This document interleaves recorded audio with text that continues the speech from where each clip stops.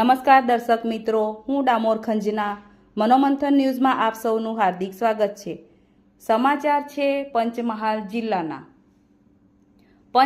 જિલ્લાના કાલોલ તાલુકાના જંત્રાલ ગામના રહીશો કાદવ કીચડથી ત્રાહિમામ। વારંવાર રજૂઆત કરવા છતાં સ્થાનિક તંત્ર દ્વારા કોઈપણ પ્રકારની કામગીરી કરવામાં આવતી ન હોવાથી ગ્રામજનોમાં ભારે રોષ। કાલોલ તાલુકાના જંત્રાલ ગામના મુખ્ય રસ્તા પર ગંદકીનું સામ્રાજ્ય જોવા મળે છે, જેના કારણે સ્થાનિક રહીશો, સ્કૂલના બાળકો અને રાહદારીઓને ગંદા પાણીમાંથી પસાર થવું પડે છે। આમ સીતારામ ફળિયું, રાણી ફળિયું અને પજીવતું ફળિયું આ તમામ ફળિયાના રહીશોને હાલાકી વેઠવાનો વારો આવ્યો છે।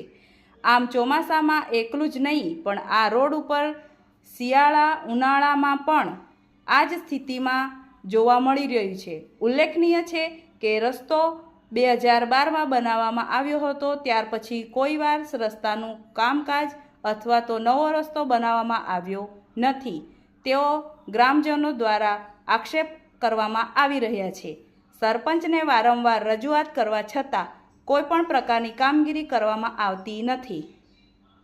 રિપોર્ટ મનોમંથન, અશોક રાઠોડ। નમસ્કાર।